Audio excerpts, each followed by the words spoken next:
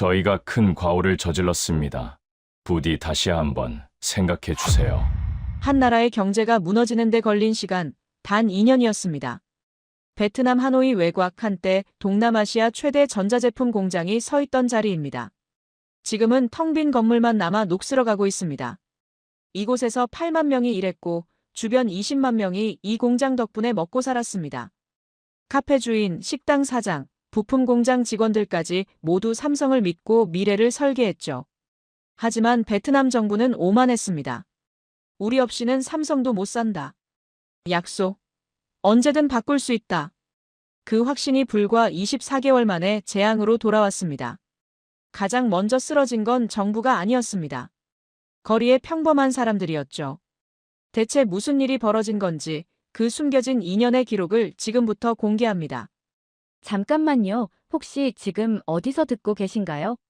구독과 좋아요 미리 눌러주시면 건강하고 행복한 기운 듬뿍 받으실 거예요. 하노이 외곽 새벽 5시 반이었습니다. 안개가 아직 낮게 깔려 있었어요. 저는 호텔 12층 창가에서 아래를 내려다보고 있었습니다. 노란 통근 버스들이 줄지어 움직이고 있었죠. 한 대, 두 대, 10대, 20대. 숫자를 세는 게 제 직업병입니다. 에반 밀러, 미국 상무부 아시아 공급망 분석 총괄. 저는 사람보다 숫자를 먼저 봅니다. 버스들은 모두 같은 방향으로 향하고 있었어요. 막성 산업단지였습니다. 거기 삼성 공장이 있었죠. 15년 전만 해도 이곳은 논밭이었다고 합니다. 이제는 달라졌습니다.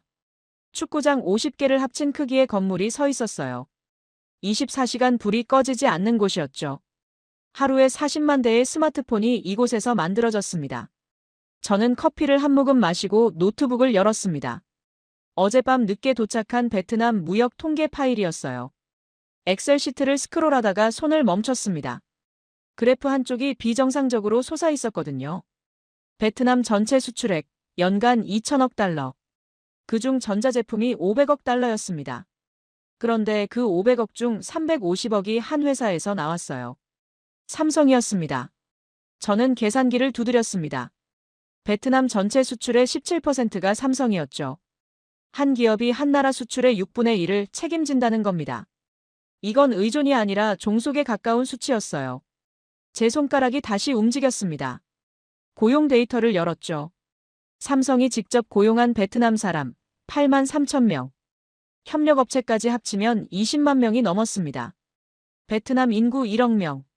500명 중 1명이 삼성 덕분에 월급을 받는다는 계산이 나왔어요. 저는 그래프를 프린트했습니다. 보고서에 넣을 생각이었죠. 그날 오전 10시, 저는 베트남 기획투자부 회의실에 있었습니다. 미국 상무부와 베트남 정부 간 정기 협의였어요. 긴 테이블 양쪽으로 사람들이 앉아 있었죠. 공기가 무거웠습니다. 베트남 측 수석은 레 반 민이었습니다. 40대 후반, 프랑스 유학파 엘리트였어요. 양복이 깔끔했고 영어가 유창했습니다. 그는 자신감이 넘쳤죠. 레 반 민이 프레젠테이션을 시작했습니다. 첫 슬라이드 제목이 인상적이었어요. 베트남, 새로운 글로벌 제조 허브였습니다. 그는 레이저 포인터로 그래프를 가리켰죠. 여러분, 지난 5년간 우리 경제 성장률을 보십시오. 그의 목소리는 자랑스러웠습니다. 연평균 7%입니다. 동남아시아 최고 수치죠. 다음 슬라이드가 넘어갔어요. 외국인 직접 투자 그래프였습니다. 작년 한 해에만 300억 달러가 들어왔습니다. 레 반민이 미소를 지었죠. 저는 가만히 듣고 있었습니다. 말을 아끼는 게 제 방식이었거든요. 대신 노트에 숫자를 적었어요. 300억 중 삼성이 차지하는 비중을 계산했습니다. 레 반민이 계속 말했습니다. 우리는 이제 선택받는 나라입니다. 회의실이 조용해졌어요. 그 한 문장이 공기를 바꿔놓았죠. 중국을 떠나려는 기업들이 줄을 서서 베트남으로 옵니다. 그는 확신에 차 있었습니다. 애플, 인텔, 마이크로소프트, 그리고 삼성까지요. 박수 소리가 터져나왔어요. 베트남 관료들이 고개를 끄덕였습니다. 자부심이 얼굴에 가득했죠. 하지만 저는 박수를 치지 않았습니다. 제 눈은 여전히 노트 위 숫자를 보고 있었거든요. 17%. 한 기업에 대한 수출 의존도였습니다. 이건 위험 신호였어요. 하지만 그 회의실에서 아무도 그 말을 하지 않았습니다. 회의가 끝나고 저는 레 반민과 복도에서 마주쳤습니다. 그가 먼저 말을 걸었어요. 밀러 박사님, 오늘 발표 어떠셨습니까? 저는 잠시 망설였습니다. 인상적이었습니다. 차관님, 거짓말은 아니었어요. 정말 인상적이긴 했으니까요. 다만 좋은 의미는 아니었지만요. 레 반민이 제 어깨를 가볍게 두드렸습니다. 우리 베트남, 이제 다릅니다. 과거의 가난한 나라가 아니에요. 그의 눈빛이 반짝였죠. 삼성 같은 기업들이 우리를 필요로 합니다. 저는 고개를 끄덕였습니다. 더 이상 말하지 않았어요. 경고는 듣고 싶은 사람에게만 들리는 법이니까요. 레 반민은 듣고 싶지 않았습니다. 그날 오후, 저는 박성산업단지를 방문했습니다. 공장 정문 앞에서 차를 세웠어요. 오후 2시였는데도 사람들이 북적였습니다. 교대 시간이었죠. 수천 명이 한꺼번에 움직이고 있었습니다. 파란색 유니폼을 입은 사람들이었어요. 모두 젊었습니다. 20대 초중반으로 보였죠. 한 여성 노동자가 제 옆을 지나갔습니다. 손에 도시락 가방을 들고 있었어요. 얼굴에 피곤함이 역력했지만 걸음은 빨랐습니다. 집에 가고 싶어하는 사람의 걸음이었죠. 공장 주변으로 상가들이 빼곡했습니다. 쌀국수 식당, 커피숍, 편의점, 휴대폰 가게. 모두 삼성 직원들을 상대로 장사하는 곳들이었어요. 이 사람들도 삼성 덕분에 먹고 살았습니다. 저는 작은 카페 하나에 들어갔습니다. 주인은 40대 여성이었어요. 나중에 이름을 알게 됐습니다. 린이었죠. 그녀는 웃으며 저를 맞았습니다. 커피 한 잔 주세요. 저는 한국어로 말했어요. 린이 고개를 끄덕였습니다. 이곳에서는 한국어가 통했거든요. 카페 안이 손님들로 가득했습니다. 대부분 삼성 직원들이었어요. 쉬는 시간에 나온 사람들이었죠. 커피를 마시며 수다를 떨고 있었습니다. 린이 커피를 가져다 주며 말했습니다. 요즘 장사 정말 잘 돼요. 그녀의 목소리가 밝았어요. 삼성 덕분이에요. 이 동네 다 그렇죠. 저는 커피를 한 모금 마셨습니다. 쓴맛이 강했어요. 하지만 린의 얼굴은 달콤한 미래를 꿈꾸고 있었습니다. 저는 아무 말도 하지 않았죠. 호텔로 돌아와 저는 보고서를 쓰기 시작했습니다. 제목은 간단했어요. 베트남 제조업 현황 및 리스크 평가였습니다. 손가락이 키보드 위에서 움직였죠. 첫 문장을 이렇게 썼습니다. 베트남 경제는 현재 사상 최고의 호황을 누리고 있다. 사실이었어요. 하지만 다음 문장이 중요했습니다. 그러나 이 성공은 한 기업에 과도하게 의존하고 있다. 저는 오늘 본 숫자들을 나열했어요. 17%, 8만 3천 명, 20만 명. 모두 삼성이었습니다. 마지막 단락에 경고를 넣었습니다. 만약 삼성이 생산 비중을 조정하거나 이전할 경우 베트남 경제는 심각한 타격을 받을 것이다. 빨간 글씨로 강조했어요. 하지만 이 보고서를 누가 읽을까요? 창밖을 보니 어둠이 내리고 있었습니다. 노란 통근 버스들이 다시 움직이고 있었어요. 이번엔 반대 방향이었죠. 퇴근 시간이었습니다. 저는 보고서를 저장하고 파일을 닫았습니다. 내일 워싱턴으로 보낼 생각이었어요. 하지만 속으로 알고 있었습니다. 아무도 듣지 않을 거라는 걸요. 레 반민의 목소리가 귓가에 맴돌았습니다. 우리는 이제 선택받는 나라입니다. 그 확신이 무섭게 느껴졌어요. 너무 강한 확신은 언제나 위험하니까요. 워싱턴 DC로 돌아온 지 사흘째 되던 날이었습니다. 상무부 청사 4층 제 사무실이었어요. 창밖으로 포토맥강이 보였습니다. 하지만 저는 창을 보지 않았죠. 책상 위에 베트남 보고서가 놓여 있었습니다. 83페이지였어요. 일주일 동안 쓴 문서였죠. 저는 마지막 점검을 하고 있었습니다. 손가락으로 페이지를 넘겼습니다. 15페이지, 전력 수요 분석. 베트남 전력 소비가 연 12%씩 증가하고 있었어요. 하지만 발전 용량은 연 5%밖에 늘지 않았습니다. 격차가 벌어지고 있었죠. 25페이지, 생산 집중도 분석. 삼성의 베트남 생산 비중 60%. 전 세계 삼성 스마트폰 10대 중 6대가 베트남산이었습니다. 35페이지, 정책 변동성 평가. 베트남은 공산당 일당 체제였어요. 무엇보다 당 정책이 우선했습니다. 계약도 언제든 바뀔 수 있다는 뜻이었죠. 저는 빨간 펜을 꺼냈습니다. 마지막 페이지 결론 부분에 줄을 그었어요. 단기 전망 양호. 중장기 리스크 높음. 간결하게 쓰는 게 제 스타일이었습니다. 보고서를 봉투에 넣고 직인을 찍었습니다. 수신인은 5명이었어요. 상무부 장관, 무역대표부 대표, 국가안보회의 경제보좌관, 그리고 국무부 아시아 담당 차관보와 백악관 경제정책실장. 복도를 걸어 문서 발송실로 갔습니다. 직원에게 봉투를 건넸어요. 긴급은 아니지만 중요합니다. 직원이 고개를 끄덕였죠. 사무실로 돌아와 의자에 앉았습니다. 이제 기다리는 일만 남았어요. 누군가 읽고, 누군가 회람하고, 누군가 회의 안건에 올릴 겁니다. 아니면 아무도 신경 쓰지 않겠죠. 그 무렵 하노이에서는 다른 일이 벌어지고 있었습니다. 박준호는 공장 바닥에 서 있었습니다. 오전 11시 라인 17번이었어요. 기계음이 사방에서 울렸습니다. 컨베이어 벨트가 쉬지 않고 움직였죠. 그는 52살이었습니다. 삼성에서 28년을 일했어요. 베트남 공장 근무만 12년째였습니다. 이제 이곳이 거의 고향 같았죠. 박준호는 태블릿을 들여다보고 있었습니다. 실시간 전력 소비 그래프였어요. 빨간 선이 위아래로 흔들리고 있었습니다. 불안정했죠. 옆에 서 있던 베트남인 부장찐이 물었습니다. 전무님, 문제 있습니까? 박준호는 고개를 저었어요. 아직은 아니야. 하지만 신호는 있어. 찐이 그래프를 들여다봤습니다. 전압이 왜 이렇게 흔들립니까? 박준호가 한숨을 쉬었어요. 베트남 전력망이 한계에 가까워지고 있거든. 찐은 이해하지 못한다는 표정이었습니다. 하지만 정부가 보장했습니다. 안정 공급이라고요. 박준호는 대답하지 않았어요. 약속과 현실은 다른 것이었으니까요. 그날 오후 2시였습니다. 갑자기 기계음이 줄어들었어요. 박준호가 고개를 들었습니다. 조명이 어두워지고 있었죠.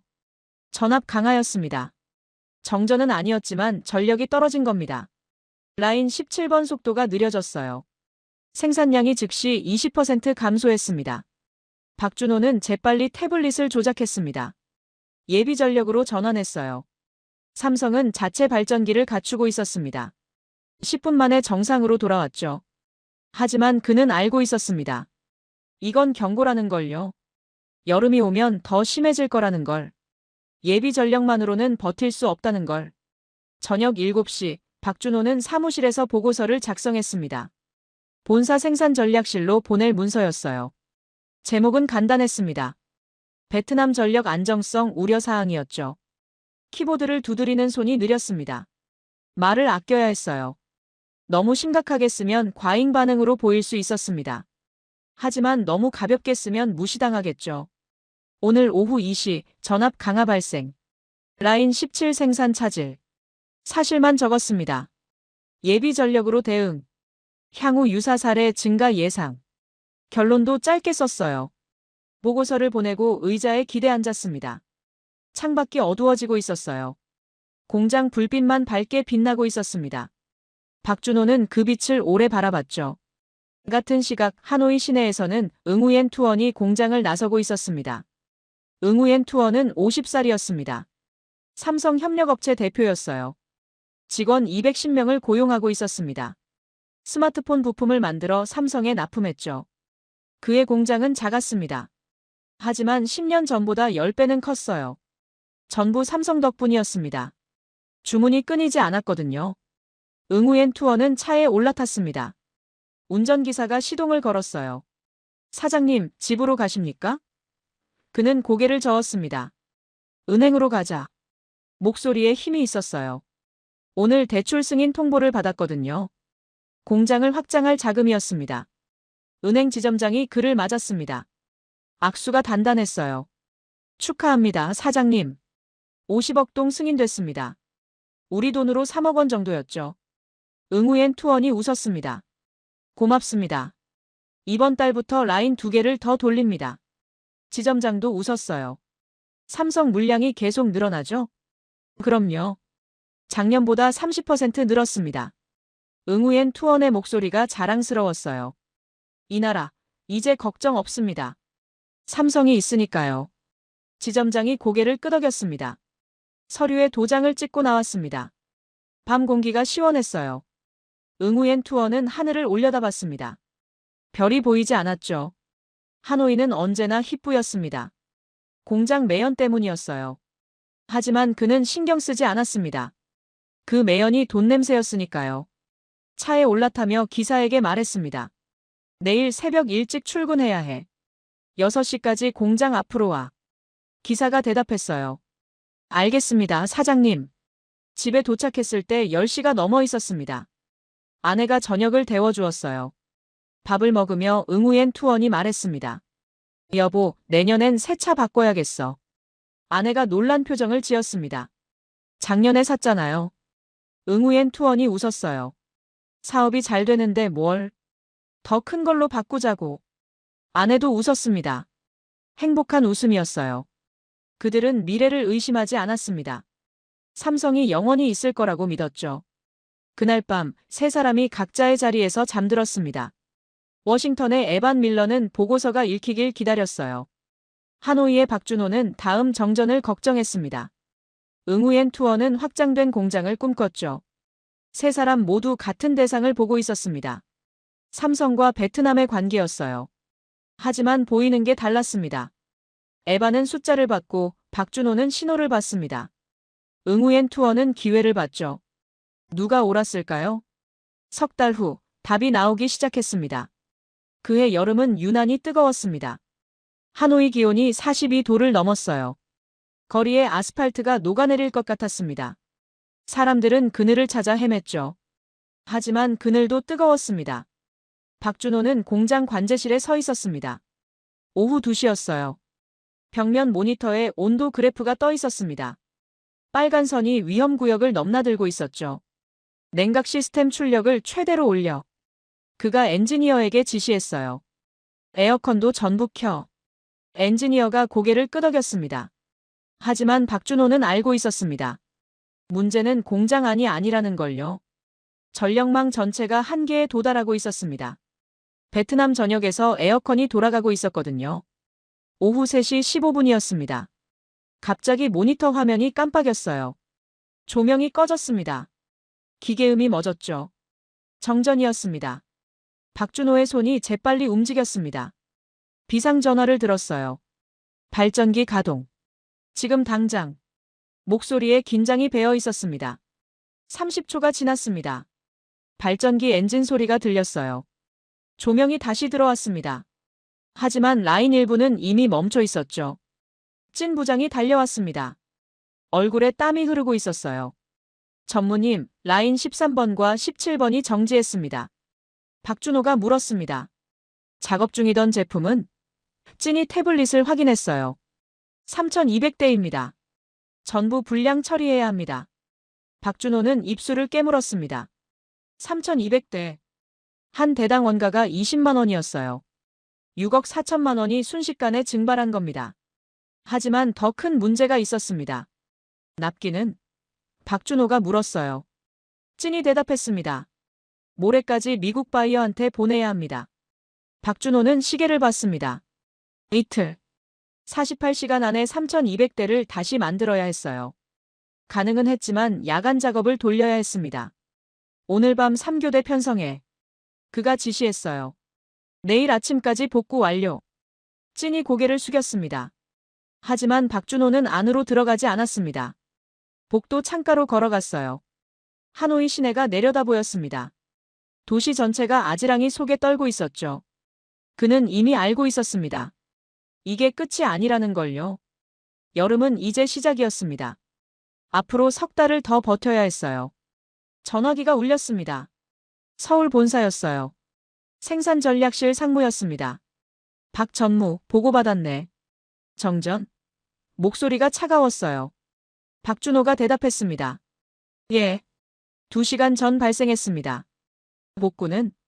상무가 물었어요. 내일 아침까지 완료합니다. 박준호의 대답이 단호했습니다. 잠시 침묵이 흘렀습니다. 상무가 다시 입을 열었어요. 이번 달 들어 3번째야. 베트남 전력 상황이 심각한가? 박준호는 거짓말할 수 없었습니다. 예. 여름 내내 이럴 겁니다. 그가 솔직하게 말했어요. 발전 용량이 부족합니다. 정부도 인정했고요. 상무의 한숨 소리가 들렸습니다. 보고서 다시 올려. 상세하게. 전화가 끊어졌어요. 박준호는 전화기를 내려놓고 창밖을 다시 봤습니다. 뜨거운 공기가 유리창을 두드리는 것 같았죠. 같은 시각 하노이 시내 한 건물에서는 다른 회의가 열리고 있었습니다. 국제환경단체 사무실이었어요. 작은 회의실에 10여 명이 모여 있었습니다. 테이블 위에 두꺼운 서류철이 놓여 있었죠. 제목이 눈에 띄었습니다. 삼성 베트남 공장 노동환경 실태조사였습니다. 회의를 주재하는 사람은 40대 초반 베트남 여성이었어요. NGO 활동가 레티투였습니다. 그녀가 서류를 펼쳤죠. 지난 6개월간 조사 결과를 발표하겠습니다. 첫 장을 넘겼습니다. 주당 평균 노동시간 68시간. 참석자들이 술렁였어요. 법정 기준은 48시간이었거든요. 초과 근무 수당 미지급 사례 231건. 레티투의 목소리가 단호했습니다. 화학물질 노출로 인한 건강 이상 호소 43명. 회의실이 조용해졌어요. 한 남성 활동가가 손을 들었습니다. 증거는 확보됐습니까? 레티투가 고개를 끄덕였어요. 노동자 인터뷰 녹취록, 의료 기록, 급여 명세서 전부 있습니다. 정부에 제출할 겁니까? 다른 참석자가 물었죠. 레티투가 미소를 지었습니다. 이미 했습니다. 어제요. 회의가 끝나고 이틀 후였습니다. 베트남 노동부가 삼성공장 특별조사를 발표했어요. 언론이 들끓었습니다. 박준호의 전화기가 쉴 새 없이 울렸죠. 서울 본사, 미국 바이어, 베트남 정부. 모두가 설명을 요구했습니다. 박준호는 하루 종일 전화를 받았어요. 같은 대답을 반복했습니다. 조사에 협조하겠습니다. 문제가 있으면 개선하겠습니다. 하지만 속으로는 알고 있었습니다. 이게 문제의 본질이 아니라는 걸요. 진짜 문제는 따로 있었습니다. 신뢰가 흔들리기 시작했다는 거였죠. 그날 저녁 베트남 정부 청사에서 긴급회의가 열렸습니다. 레 반민이 회의실에 들어섰어요. 표정이 굳어 있었습니다. 노동부 장관과 산업부 차관이 이미 앉아 있었죠. 공기가 무거웠습니다. 노동부 장관이 서류를 밀며 말했습니다. NGO 보고서입니다. 국제 언론이 주목하고 있어요. 레 반민이 서류를 펼쳤습니다. 눈살이 찌푸려졌죠. 확인됐습니까? 그가 물었어요. 노동부 장관이 고개를 끄덕였습니다. 일부는 사실입니다. 초과 근무, 화학물질 관리 미흡. 레 반민은 서류를 덮었습니다. 삼성 입장은 산업부 차관이 대답했어요. 개선하겠다고 합니다. 60일 내로요. 잠시 침묵이 흘렀습니다. 레 반민이 창밖을 바라봤어요. 밤하늘이 붉게 물들어 있었습니다. 공장 불빛 때문이었죠. 문제 없습니다. 그가 말했어요. 삼성은 협조적입니다. 개선할 겁니다. 노동부 장관이 망설이며 물었습니다. 하지만 국제 여론이 레 반민이 손을 들어 말을 막았어요. 여론은 제가 관리합니다. 걱정하지 마십시오. 그의 목소리에 확신이 있었습니다. 회의가 끝나고 레 반민은 혼자 사무실에 남았습니다. 창밖을 오래 바라봤어요. 하노이 야경이 반짝이고 있었습니다. 아름다웠죠. 하지만 그 빛 속에 균열이 생기고 있었습니다. 보이지 않는 금이었어요. 레 반민은 보지 못했습니다. 보고 싶지 않았는지도 모르죠. 며칠 후 워싱턴의 에반 밀러에게 이메일이 도착했습니다. 서울 주재 미국 상공회의소에서 보낸 거였어요. 제목이 간단했습니다. 베트남 삼성 공장 상황 보고였죠. 에반은 이메일을 열었습니다. 짧은 문장들이 눈에 들어왔어요. 정전 빈도 증가. 노동조사 착수. 언론 주목. 그는 마우스를 움직여 자료를 저장했습니다. 폴더 이름은 베트남 리스크였어요. 이미 파일이 12개 들어 있었습니다. 오늘 하나가 더 추가됐죠. 책상 서랍을 열어 석 달 전 작성한 보고서를 꺼냈습니다. 먼지가 약간 쌓여 있었어요. 아무도 읽지 않은 증거였습니다. 에바는 빨간 펜을 꺼냈습니다. 표지에 날짜를 하나 더 적었어요. 오늘 날짜였습니다. 그리고 한 줄을 추가했죠. 첫 번째 신호 발생. 예상 시나리오 진행 중. 펜을 내려놓고 의자에 기댔습니다. 창밖 포토맥강이 고요하게 흐르고 있었어요. 에바는 그 강물을 보며 생각했습니다. 물은 언제나 낮은 곳으로 흐른다고요. 자본도 마찬가지였습니다. 위험한 곳에서 안전한 곳으로 흐르죠. 베트남에서 균열이 시작됐습니다. 물이 새기 시작한 겁니다. 어디로 흐를까요? 가을이 왔습니다. 하노이 거리에 낙엽이 떨어졌어요. 더위가 가시고 선선한 바람이 불었습니다. 하지만 공기는 여전히 무거웠죠. 다른 종류의 무게였습니다. 베트남 재무부 청사 6층 회의실이었습니다. 오전 9시였어요. 긴 테이블 양쪽으로 관료들이 앉아 있었습니다. 안건은 하나였죠. 세법 개정이었습니다. 판 쿠옥 타인이 프레젠테이션을 시작했습니다. 그는 재무부 차관이었어요. 50대 초반, 안경을 쓴 수재형 관료였습니다. 숫자에 강했죠. 여러분, 국제조세 환경이 변하고 있습니다. 그의 목소리가 회의실에 울렸어요. OECD 글로벌 최저한세가 시행됩니다. 슬라이드가 넘어갔습니다. 화면에 큰 숫자가 떴어요. 15%였습니다. 모든 다국적 기업은 최소 15%의 법인세를 내야 합니다. 판 쿠옥 타인이 레이저 포인터를 들었어요. 우리는 지금까지 외국 기업에 파격적 혜택을 줬습니다. 그가 다음 슬라이드를 넘겼죠. 삼성의 경우 5% 법인세를 적용했습니다. 회의실이 조용해졌습니다. 하지만 이제는 달라집니다. 판 쿠옥 타인의 목소리에 힘이 들어갔어요. 국제 규칙이니까요. 우리만 예외일 수 없습니다. 고개를 끄덕이는 사람들이 보였죠. 한 국장이 손을 들었습니다. 차관님, 삼성과는 계약이 있지 않습니까? 판 쿠옥 타인이 서류를 뒤적였어요. 계약은 있습니다. 하지만 국제규칙 변경은 예외 사항입니다. 삼성이 동의했습니까? 다른 관료가 물었습니다. 판 쿠옥 타인은 잠시 망설였어요. 아직 공식 협의는 하지 않았습니다. 회의실에 미묘한 공기가 흘렀습니다. 누군가 조심스럽게 말했어요. 통보만 하실 겁니까? 협상 없이요? 판 쿠옥 타인이 안경을 고쳐 썼습니다. 국제규칙입니다. 협상 대상이 아닙니다. 그의 말투가 단호했어요. 다른 나라도 다 이렇게 합니다. 하지만 그건 사실이 아니었죠. 싱가포르는 세금을 올리는 대신 다른 혜택을 줬습니다. 아일랜드는 기업들과 재협상했어요. 베트남만 일방 통보를 준비하고 있었습니다. 판 쿠옥 타인은 그걸 몰랐거나 알고도 무시했죠. 회의가 끝난 후 판 쿠옥 타인은 사무실로 돌아왔습니다. 비서가 서류 한 장을 건넸어요. 차관님, 삼성 베트남 법인으로 보낼 공문입니다. 그는 서류를 훑어봤습니다. 글로벌 최저한세 시행에 따라 법인세율 조정. 기존 5%에서 15%로 변경. 시행일 내년 1월 1일. 간결했습니다. 판 쿠옥 타인이 펜을 들었어요.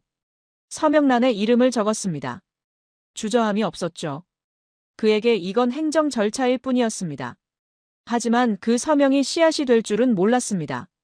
신뢰 붕괴의 씨앗이었어요. 일주일 후 그 씨앗이 싹을 틔울 겁니다.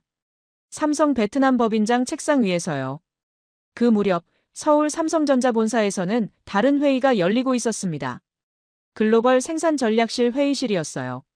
20명 남짓 모여 있었습니다. 박준호도 화상으로 참석하고 있었죠. 화면 속 그의 얼굴이 피곤해 보였습니다. 부사장이 입을 열었습니다.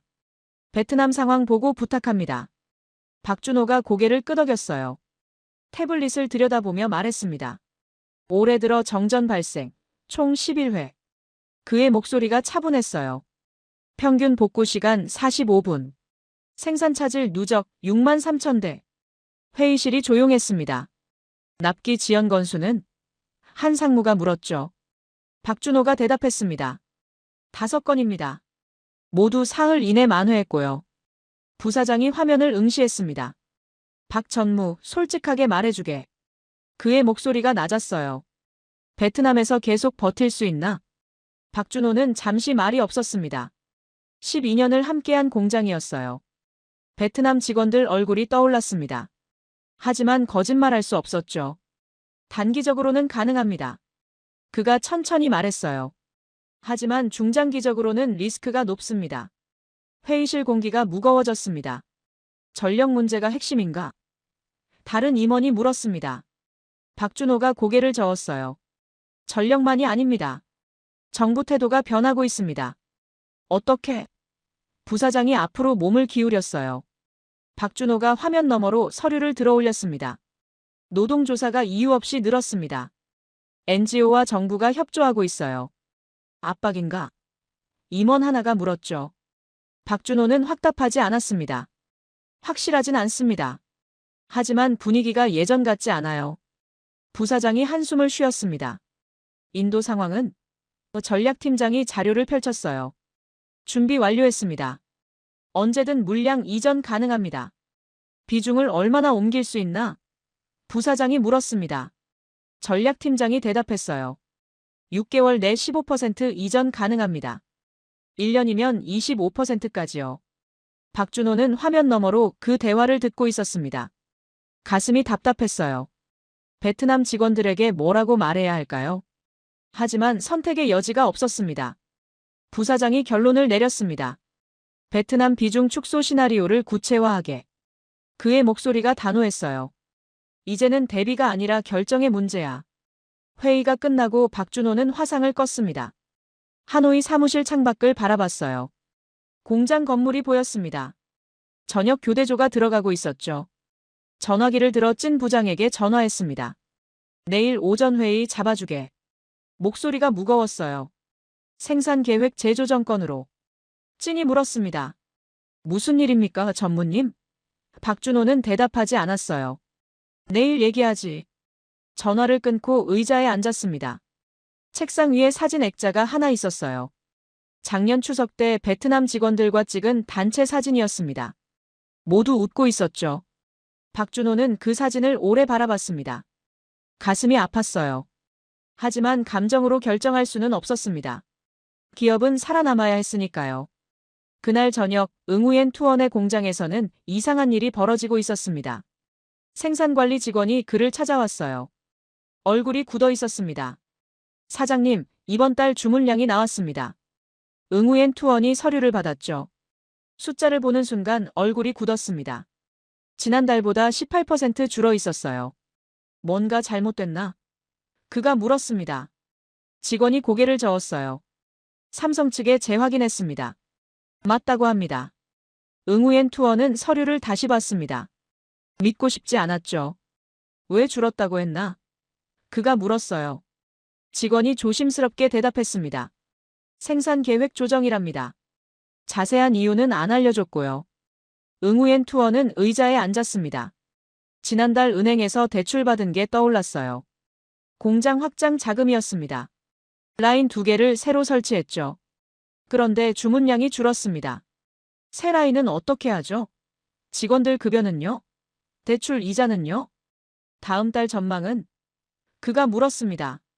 직원이 입술을 깨물었어요. 아직 안 나왔습니다. 하지만 좋지 않을 것 같습니다. 응우엔 투어는 창밖을 바라봤습니다. 공장 마당에 새로 설치한 기계들이 보였어요. 아직 비닐도 벗기지 않은 것들이었습니다. 쓸모가 없어질지도 모른다는 생각이 들었죠. 같은 시각, 공장 근처 린의 카페에서도 변화가 감지되고 있었습니다. 린은 계산대에 앉아 장부를 펼쳤어요. 오늘 매출을 정리하고 있었습니다. 숫자를 보며 고개를 갸웃거렸죠. 지난주보다 20% 줄어 있었습니다. 처음엔 착각인 줄 알았어요. 하지만 지난달 장부와 비교해봐도 마찬가지였습니다. 분명히 줄고 있었어요. 남편이 부엌에서 나왔습니다. 오늘 손님 적었어. 그가 말했어요. 린이 고개를 끄덕였습니다. 요즘 계속 그래. 그녀가 장부를 가리켰어요. 한 달 사이에 20% 떨어졌어. 남편의 얼굴이 어두워졌습니다. 삼성 사람들이 덜 오나? 그가 물었죠. 린이 창밖을 바라봤습니다. 공장 쪽이 보였어요. 불빛이 예전보다 어두워. 그녀가 말했습니다. 야간 작업이 줄어든 것 같아. 남편은 아무 말도 하지 않았습니다. 두 사람은 말없이 앉아 있었어요. 카페 안이 조용했습니다. 손님이 없었거든요. 시계 소리만 똑딱거렸죠. 린은 문득 불안해졌습니다. 이유를 알 수 없는 불안이었어요. 정치나 경제는 잘 몰랐습니다. 하지만 매출은 거짓말하지 않았죠. 무언가 변하고 있었습니다. 조용하지만 확실하게요. 리는 그걸 숫자로 느끼고 있었습니다. 하지만 어떻게 해야 할지 몰랐어요. 그날 밤 세 곳에서 불이 꺼졌습니다. 박준호의 사무실, 응우옌 투원의 공장, 린의 카페. 모두 같은 이유로 잠을 이루지 못했습니다. 미래가 불확실해졌기 때문이었죠. 하지만 가장 먼저 그걸 숫자로 본 사람은 따로 있었습니다. 워싱턴의 에반 밀러였어요. 그는 새로 도착한 무역 통계를 분석하고 있었습니다. 베트남의 전자제품 수출 증가율이었죠. 지난 3년간 연평균 23% 증가했습니다.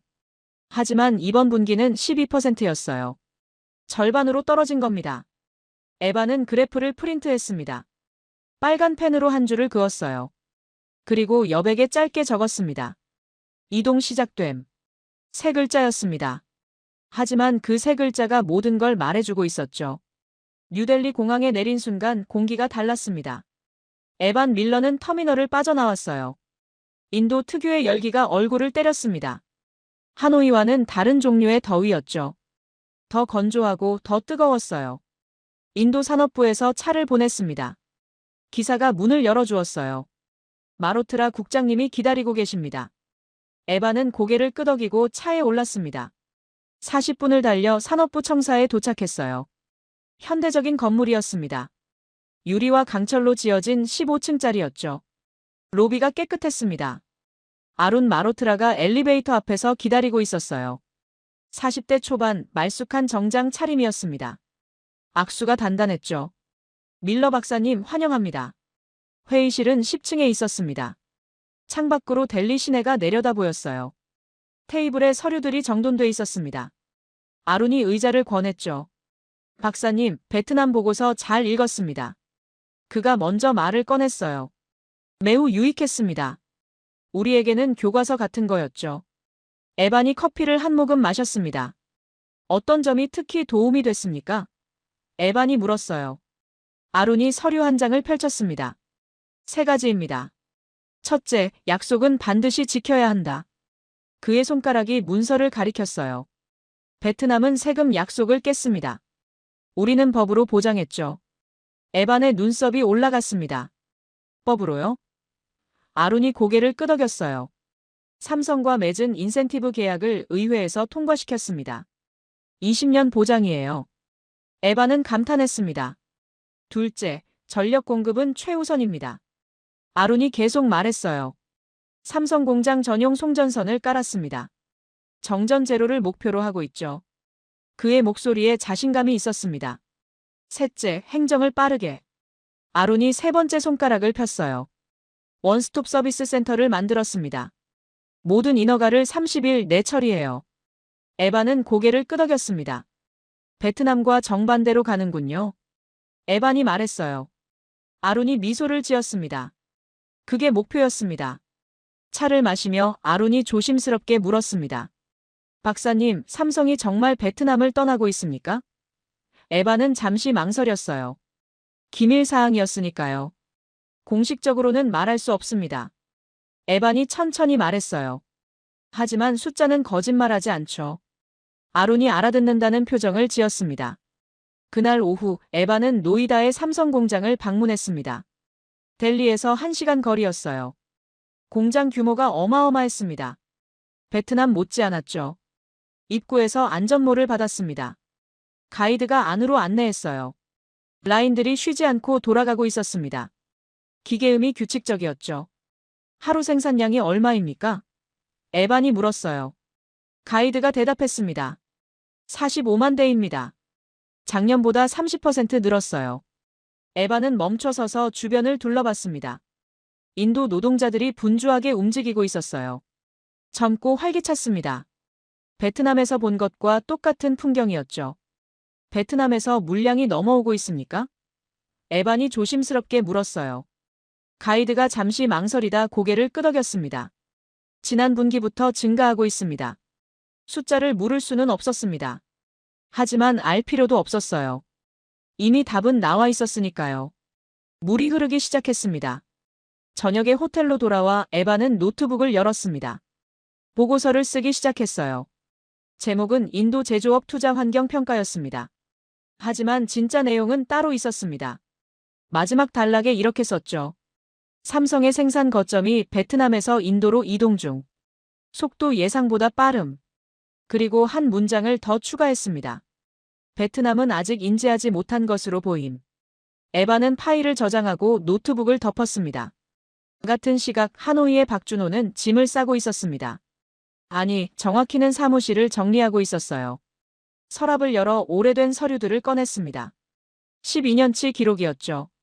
무겁게 느껴졌습니다. 찐 부장이 문을 두드렸어요. 전무님, 내일 회의 자료 준비됐습니다.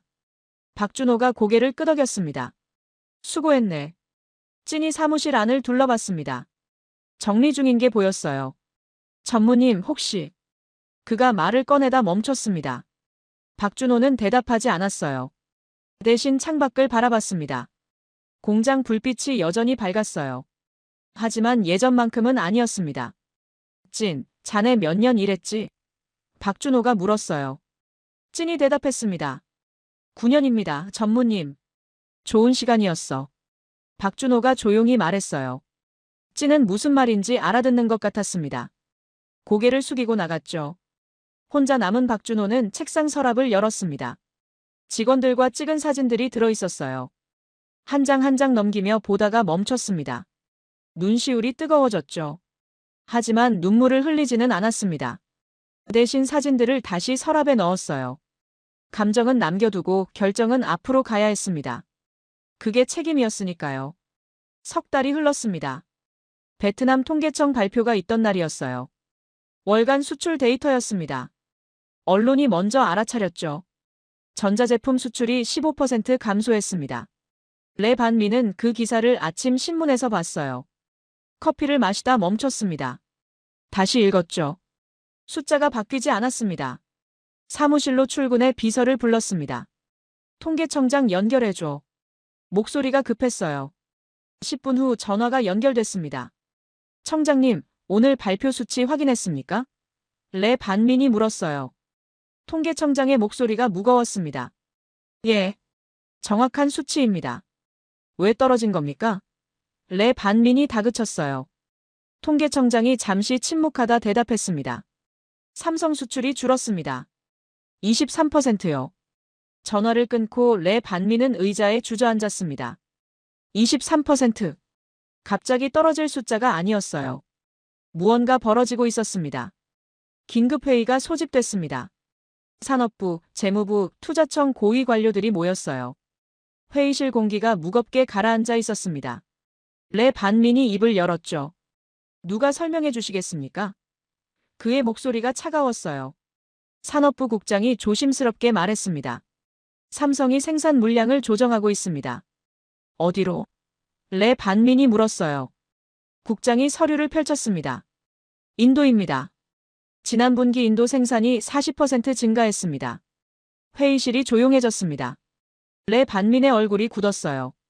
우리한테 통보했습니까? 아무도 대답하지 않았습니다. 판쿠옥 타인이 입을 열었습니다. 차관님, 이건 정상적인 사업 조정일 수 있습니다. 레 반민이 그를 쏘아봤어요. 정상적? 23% 감소가 정상적입니까? 판쿠옥 타인이 움찔했습니다.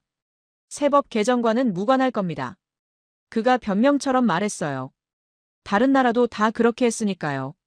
그럼 왜 삼성만 떠나고 있습니까? 레 반민의 목소리가 높아졌어요. 인텔은? 애플은? 다들 그대로인데 왜 삼성만? 판쿠옥 타인은 대답하지 못했습니다. 투자청장이 조심스럽게 끼어들었습니다. 차관님, 삼성 측과 면담이 필요할 것 같습니다. 레 반민이 고개를 끄덕였어요. 당장 주선하십시오.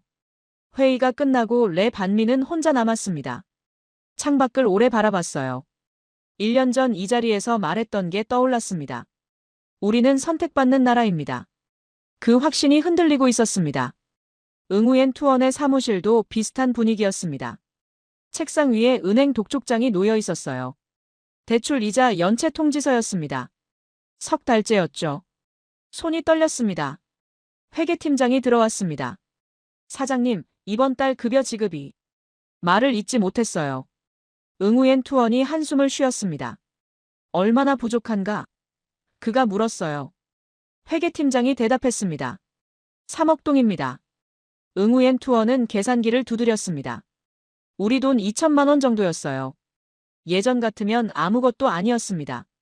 하지만 지금은 달랐죠. 삼성 주문은? 그가 물었어요. 회계팀장이 고개를 저었습니다. 이번 달도 지난달과 같습니다. 오히려 조금 더 줄었고요. 응우엔 투어는 의자에 깊이 앉았습니다. 석 달 전만 해도 공장 확장을 꿈꿨어요. 새 라인을 설치했습니다. 하지만 그 라인들은 아직도 비닐에 쌓여 있었죠. 직원 감축을 해야 합니까? 회계팀장이 조심스럽게 물었어요. 응우엔 투어는 대답하지 않았습니다. 대답할 수 없었어요. 210명. 모두 가족이 있었습니다. 그들을 거리에 내보낼 수 없었어요. 하지만 회사도 살려야 했습니다. 일주일만 기다려보자. 그가 겨우 말했어요. 삼성 측에 다시 연락해봐. 회계팀장이 고개를 숙이고 나갔습니다. 혼자 남은 응우엔 투어는 창밖을 바라봤습니다. 공장 마당이 보였어요. 예전엔 트럭들이 드나들며 분주했습니다. 지금은 조용했죠. 문득 1년 전 은행에서 했던 말이 떠올랐습니다. 이 나라, 이제 걱정 없습니다. 그때의 자신이 한심하게 느껴졌어요. 린의 카페는 더 심각했습니다. 손님이 하루 평균 10명도 안 됐어요. 임대료를 낼 수 없었습니다. 집주인이 찾아왔죠. 다음 달까지 밀린 거 안 주시면 계약 해지합니다. 린은 고개를 숙였습니다. 일주일만 더 주세요. 집주인은 고개를 저었어요. 이미 석 달 기다렸습니다.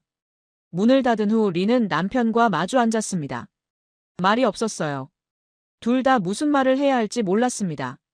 공장이 문 닫는데 남편이 먼저 입을 열었어요. 응우엔 사장 공장 말이야. 린이 고개를 들었습니다. 직원들 해고한다던데. 남편이 계속 말했어요. 그 사람들도 여기 손님이었잖아. 린은 아무 말도 하지 못했습니다. 카페 안이 조용했습니다. 시계 소리만 들렸어요. 똑딱, 똑딱.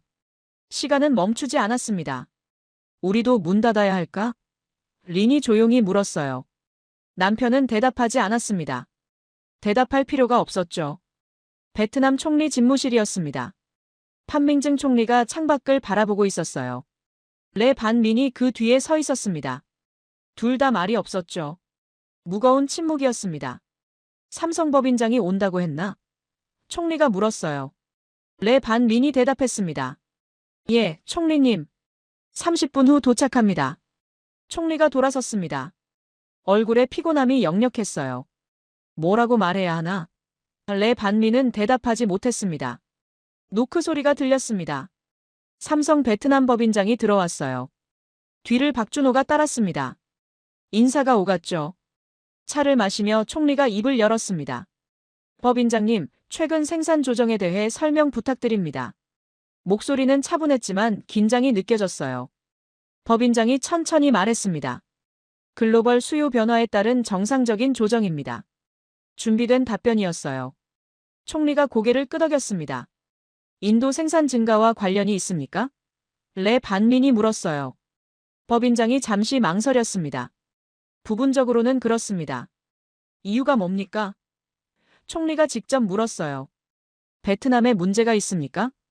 법인장은 신중하게 답했습니다. 여러 요인이 있습니다. 그가 말했어요. 전력 안정성, 인프라, 정책 예측 가능성 등입니다. 방안이 조용해졌습니다. 총리가 몸을 앞으로 기울였습니다. 우리가 뭘 개선해야 합니까? 진심이 담긴 질문이었어요. 법인장이 박준호를 힐끗 봤습니다. 박준호가 입을 열었습니다. 전력 공급 안정화가 가장 시급합니다. 그의 목소리가 차분했어요. 올해만 정전이 19회 발생했습니다. 세제 문제는? 레 반민이 물었어요. 박준호가 그를 바라봤습니다. 계약 신뢰성 문제입니다. 레 반민의 얼굴이 굳었어요. 판쿠옥타인이 변명하듯 말했습니다. 국제 규칙이었습니다. 박준호는 대꾸하지 않았습니다. 총리가 한숨을 쉬었습니다. 우리가 약속하겠습니다. 그가 말했어요. 전력 최우선 공급, 세제 재협상, 모든 지원을 다하겠습니다. 법인장이 고개를 숙였습니다. 감사합니다, 총리님. 하지만 그의 표정은 변하지 않았어요. 이미 결정은 난 것 같았습니다. 베트남을 떠나지 않을 겁니까? 총리가 직접적으로 물었어요. 법인장이 잠시 침묵했습니다. 완전 철수는 없을 겁니다. 그가 조심스럽게 말했어요. 하지만 비중 조정은 불가피합니다. 총리의 어깨가 축 처졌습니다. 면담은 일시간 만에 끝났습니다. 악수하고 헤어졌어요. 하지만 모두 알고 있었습니다. 이미 늦었다는 걸요. 복도에서 박준호와 찐이 마주쳤습니다. 찐이 물었어요. 전무님, 어떻게 됐습니까? 박준호는 고개를 저었습니다. 돌이킬 수 없어. 그가 조용히 말했어요. 찐의 눈이 흔들렸습니다. 저희는요? 박준호가 찐의 어깨에 손을 올렸습니다. 최선을 다하겠네. 그게 전부였어요. 더 약속할 수 없었습니다. 그날 밤 에반 밀러는 워싱턴 사무실에서 이메일을 받았습니다. 서울 주재 동료가 보낸 거였어요. 베트남 총리 삼성 면담. 결과 없음. 짧은 문장이었습니다. 에반은 보고서를 열었습니다. 마지막 문장을 추가했어요. 신뢰 회복 가능성 낮음. 타이핑을 멈추고 창밖을 봤습니다. 포토맥 강이 어둠 속에 흐르고 있었어요. 에반은 중얼거렸습니다. 끝났군. 6개월이 더 흘렀습니다. 린의 카페 문에 임대 팻말이 붙어 있었어요. 페인트가 벗겨진 간판이 바람에 삐걱거렸습니다. 창문 안쪽은 텅 비어 있었죠. 먼지만 쌓여 있었습니다. 린은 짐을 챙기고 있었습니다. 남편이 상자를 들고 나왔어요. 이게 마지막이야. 그가 말했습니다. 린이 가게 안을 둘러봤습니다. 5년을 일한 곳이었어요. 추억이 많았습니다. 하지만 이제 끝이었죠. 다음은 뭐 하지? 남편이 물었어요. 린은 대답하지 못했습니다. 모르겠다는 게 정직한 답이었으니까요.